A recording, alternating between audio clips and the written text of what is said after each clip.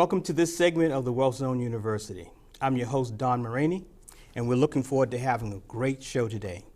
You met my guest in a prior segment, and so we're going to talk about something that we think is really pertinent to business owners. So what I'd like you to do are two things. One, put your cell phone down, get a pad and a pencil, move up to the TV, and then call all the business owners that you know. New business owners, seasoned business owners, everybody in between, because John and I are going to talk about something that every business needs to be aware of. So I'll reintroduce you to my guest, John Hale. John Hale was here in the prior segment. He is the CEO of Cornerstone Group, and I'm going to ask John to tell us a bit about Cornerstone Group and about himself so he can reintroduce himself to our audience. Hi, John. Hi, Don. How you doing? I'm doing fine. Thank you for having me back. We're real excited to be here. So we at the Cornerstone Group are a business advisory firm. We help firms scale and to grow. We help them to, number one, identify profitable opportunities so they can create jobs and also maximize shareholder wealth. Mm-hmm. And a little bit about my background. I have a banking and finance background. I'm a commercial loan officer at 2 banks, and also had the privilege and pleasure of serving President Barack Obama. Wow. As an appointee at the SBA, Deputy Associate Administrator for the Access to Capital Program, and ran the OSDBU office, or the Small Business Office at the U.S. Department of Energy, and that's the Office of Small and Disadvantaged Business Utilization. So I'm going to stop John right here, because the reason we're smiling at the word OSDBU is because we both think it's a real funny acronym. Yes. So tell them what OSDBU means, please. Yes, sure. It's the Office of Small and Disadvantaged Business Utilization, and we're there to advocate for small businesses, to help them navigate the federal government and to find out information regarding federal government contracting at the major agencies. And so each government agency has an OSDBU office? Yes, it does. Each government agency has an OSDBU office. The OSDBU was established in 1978, and so we are there to serve the small businesses, to help them identify opportunities and people to connect within each federal agency. Okay, and so the OSDBU is the business owner's advocate inside the agency then? Yes, it is. And also, if the business owner engages with the OSDBU in a proactive way, the OSDBU can really be part of the business development team for the business owner. Okay. Yes. Okay. So back, you were the OSDBU at the Department of Energy then? Yes, I was the OSDBU at the Department of Energy about 4.5 to 5 years. Okay. And so finished, I interrupted you, so sure. Go ahead with your spiel, kiddo. Thank you. So part of that information is, how do I, as the business owner, empower the OSDBU to be your advocate? So if you can impress the OSDBU with your knowledge, your thoroughness about their agency, what they do, and specifically the value you can add. What problems can you solve? What questions can you answer? And maybe even identify problems that they don't know about, then they'll be more armed and equipped with information to help to advocate for you inside the department. So now Cornerstone Group, yes, you're actually taking the advocacy position that you had inside government for the Obama administration and moved it into your own company, essentially. Correct, yes. So group of us got together after the administration. The focus of the Cornerstone Group is to help companies grow and to prosper. And within that, we have what we call CPR, Capital, Partnerships, and Revenue. Okay. So take the experience of the commercial sector, the private sector, with the expertise in federal government contracting, and under that construct, those are 3 areas that we found that companies struggle with, small and mid-sized companies. One was capital, how to identify the capital that they need for where they are in the growth cycle, life cycle of their business. Partnerships, so why do I need strategic partners? As Michael Jordan once said, when he was part of the dream team, to be successful, we have to check our egos at the door. Sometimes the entrepreneurs just check their ego at the door, realize they need some assistance and actually develop strategic partnerships that can benefit them, it can benefit others. Then, of course, we focus on revenue, because that's what you need. That's the lifeblood of the business, and the revenue. And if you pursue the right opportunities, they'll be profitable, so you have cash flow, and you can create wealth that way. Okay. And so today we're going to be talking about value, and we're going to be talking about wealth. But before we actually get into that, I want to talk about CPR again. Sure. Because the acronym Capital, Partnerships, and Resources, in my mind, are the basis of us building value and wealth into a company. And so on the capital side, do you find capital for them? Do you help them develop relationships so they can get capital? Tell me more about each one of those initials in CPR, if you don't Definitely. mind. So focus on the capital, I think it's a very good question. We use our experience as former bankers, commercial loan officers, to work with companies and assess their operation and determine why we would or would not lend money to them. And then also based upon that assessment, we go through and ask them how much money do they think that they need and what are they basing that on. So we help companies walk through and really understand their business, its operations from a lender's perspective. Now, be that a commercial loan officer as a bank, there's non-bank lenders, or there's what we call social capital, where you may go to friends, family, members of the community that may be entrepreneurs, business owners, whoever that just may have money to invest in your business, but they're all going to look at what is your ability to repay us. And so we typically start with, are your financial statements, are your books and operations in order that you can demonstrate that there's value, that if I invest money in you, be it a loan to your company, that the loan will be used in a way that will grow the business, and hence through that growth you can pay me back. Right. They want to be able to know that they can be paid back, where, when, and how, and obviously that's the interest rate negotiation. Right, and a good CFO wants to know how we're going to use it and pay it back. Yes, so and pay it back. We're on the Definitely. same page. Right, yes. Okay. And then also with partnerships. We focus on partnerships from the standpoint, what are the strategic partners we need to have to grow? And when I said check your ego at the door, part of that is a realization that we can't be all things to everybody. So when I look at our business vis-a-vis our competition, where are we strong and where are we weak? And how can we enhance the areas we're weak by forming strategic partnerships? Okay. And then how do we go through and help define a strategic partner that is beneficial to us? So there's at least 3 different types of strategic partners. One would be the kitchen cabinet to your firm. So think of, start your business like you're going to be a Fortune 500 company. Which you should. Yes. So who's going to be on your board of directors? Why should they be there? What value can they bring to you, and what value can you offer them? Right. Second would be is, who are the professionals you're going to work with? You're surely going to have a lawyer, you're going to have a CPA, but what other professionals are you going to have? And as you grow your business, you may want to find a real good personal financial advisor as well. So again, when we talk about wealth maximization, you're looking at these strategies from the beginning. And then also you want to have other businesses and firms that you can work with, be they small or they large. Maybe they are in industries that will actually complement the work you do. Or in some cases, they could be competitors, but maybe you can join together and go after bigger opportunities that you couldn't do that by yourself. Okay, joint venturing. Joint venturing, yes. And so those are aspects of that partnership you should have. Okay. And so we spent some time and actually did some research and looked at, why do people get divorced, couples get divorced? Now we're not talking about business couples, we're talking about personal couples. Okay. But those same issues or challenges of commitment that come in, communication, et cetera, are the same thing you're looking at joint venturing or strategic partnering. Because you need to define for your business owner self, and don't be shy about it, what do you need to get out of this? Right. And write it down and know it. And if you can't get those out of it, then you shouldn't pursue that potential joint venture. And so essentially saying joint venturing is like being married, right? Once you sign that contract, you do sign it, sign a marriage license, but there's a contract. And it, you could be borrowing money, pursuing contracts, or you could be taking on actual liabilities, contingent liabilities. So yes, there's the upside. We're all focused on the revenue. But think about, I'm signing a contract here. Yeah. So you want to make sure that you understand what you want and your needs are getting met out of it. And if you can't get that out of that partner, that's fine. Then find somebody else. Find another partner. That's Absolutely. right. Absolutely. Definitely. And the revenue side. Yes, and on the revenue side, we really want to pursue, this may sound kind of comical, but opportunities that are profitable. But to know that you're profitable, you have to know what your costs are. What is your cost for delivering your service? So early in my career, I spent time restructuring companies. Privately held companies, I'd be the interim CFO for troubled companies, meaning the politically correct term, they were losing money. And so oftentimes you learn from other people's mistakes in that business. But you really have to understand what is your cost for delivering that revenue service. And know at what point is your point for which this is not a good opportunity, I'm going to walk away. I was on a panel when I was the director of the Department of Energy, and a company, a small business, won a big $700 million contract, and they beat out Raytheon and Lockheed Martin. Wow. But they walked through, they had a filter, Don, of about 5 steps they went through to filter these opportunities to make sure that this was the best opportunity for them. And so we should be we should take that same due diligence. And approach as to why this is a good opportunity to me. So we need to look at the costs, we need to look at the resources it will take to deliver that product or service, understand what our minimum profitability threshold is, understand how can we leverage this contract to additional and to more contracts.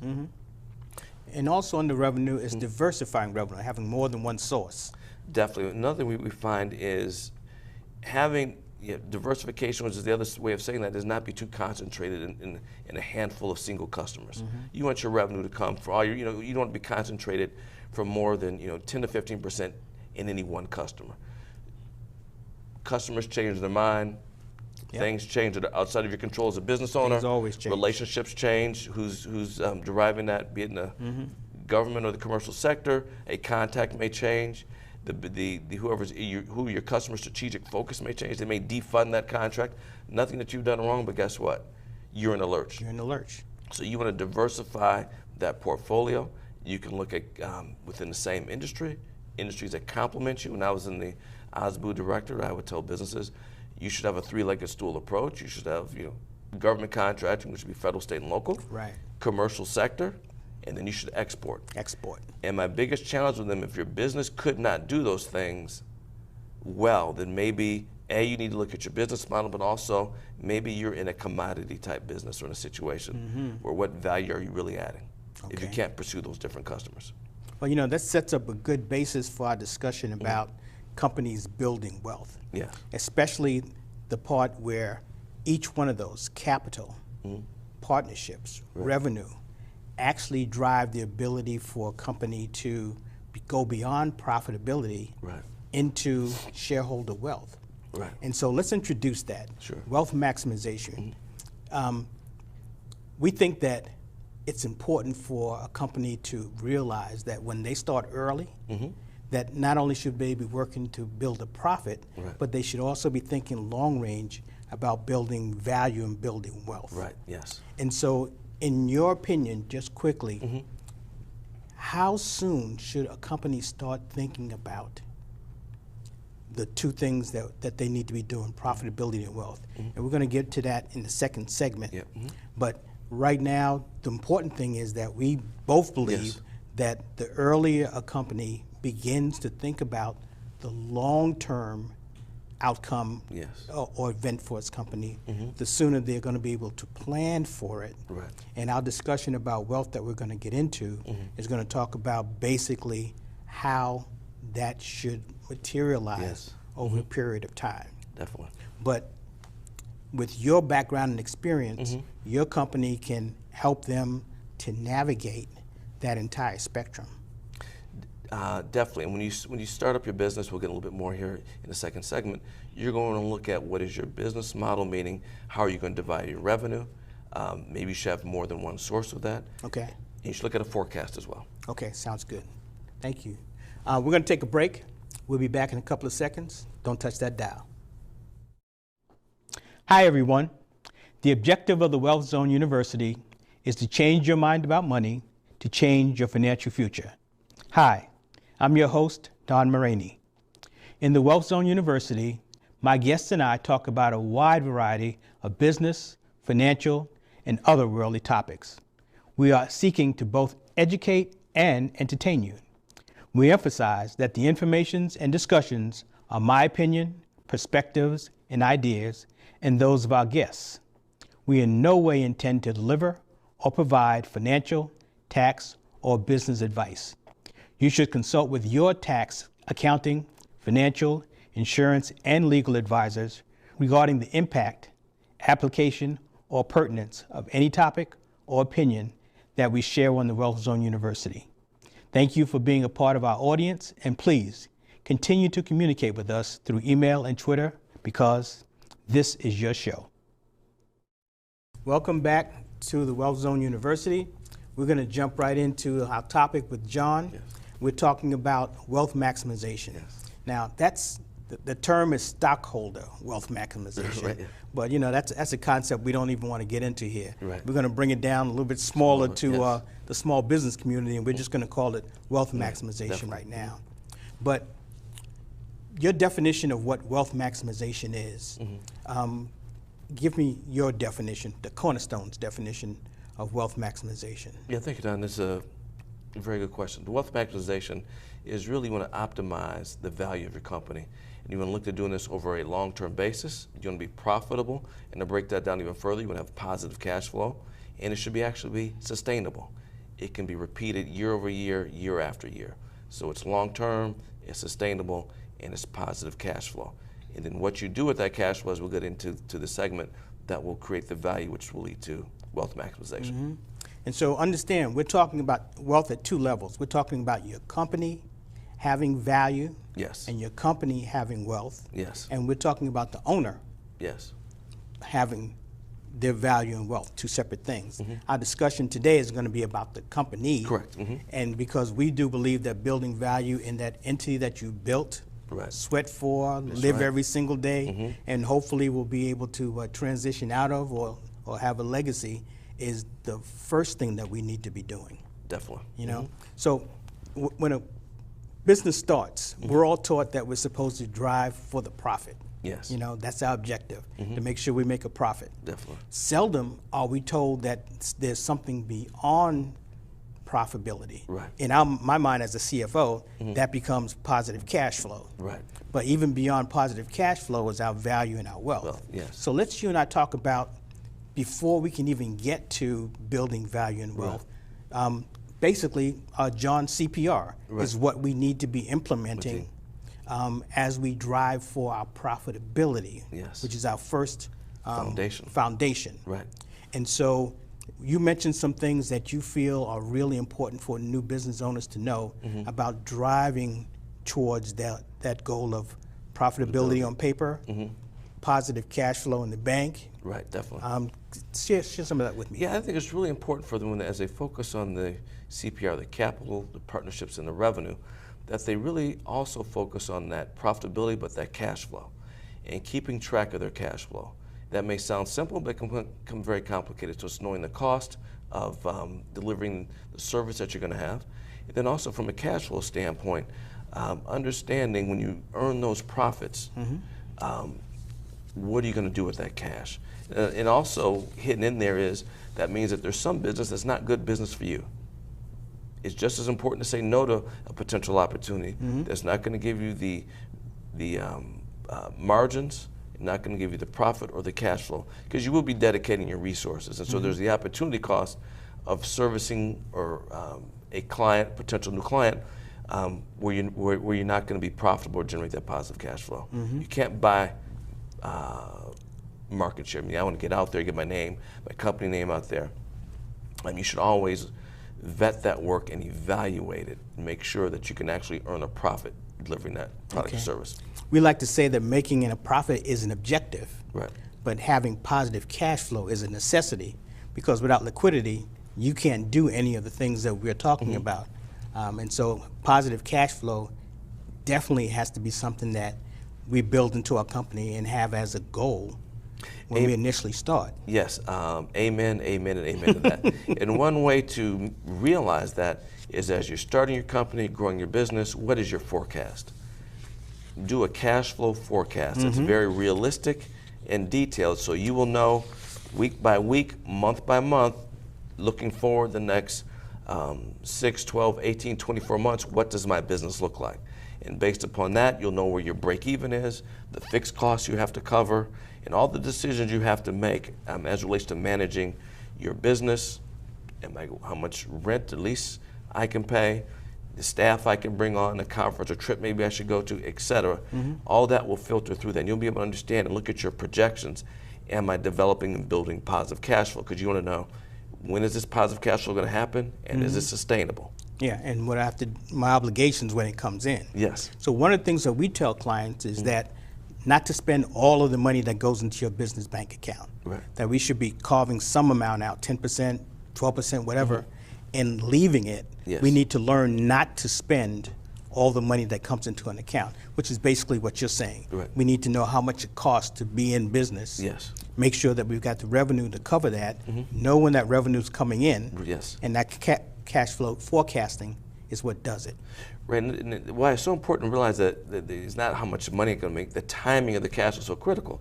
Because our, be it employees, be they contractors, 1099, or W-2 employees, be it the rent and other fixed obligations we have, maybe we're licensing software, renting computers or other equipment, they're going to come due every week and every month.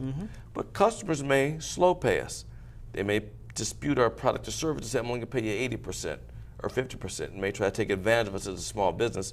Hey, I can outlast you. You may say, I can take some revenue better than others. These things unfortunately happen. I'm supposed to pay you in 30 days. Maybe they'll pay you 60 or 90. Maybe they pay you by and by. But those are things we have to know. And to your point of saving that money and having that cushion becomes critical to be able to know that. And we're going to digress a minute because we didn't talk about this, but that brings us to the point that we have to determine how to retain the customers Yes. that are good and not be afraid to get rid of the customers that aren't. Because we both believe that Yes. keeping a customer is much more efficient and effective than looking for new customers, right? Oh, definitely. I mean, obtaining new customers, going through the sales cycle, winning their trust, getting in the door, get them to listen to you versus someone else, and then at some point get them to make a decision, but you're not done yet, because you've got to get them to make a decision and pay you a certain amount when you want to get paid. So yeah, there's a whole lead time and a process of that is so tough. And that's why when we provide that great customer service, we want them, but Don, to your point, it's just like some customers or contracts or bids or opportunities aren't good ones for you. Don't be afraid to let a customer go. Exactly. I mean, if they're to the point where they're the opportunity cost of your time is so critical. If you're servicing them and there's not the value there, you're not making any money, maybe it's a very low margin, those are critical decisions. And if you have your forecast of, can I afford to let them go or not? Again, if you've got that template or that forecast of foundation of your business, you may find that, hey, I may have to let them go or offer them less service so you can spend time for people that appreciate your time, but they may be hindering you from growing your business as well. And another concept we want to get across is that business is not necessarily about commerce, it's more about economics. Yes. And we're taught that business is about commerce, Right.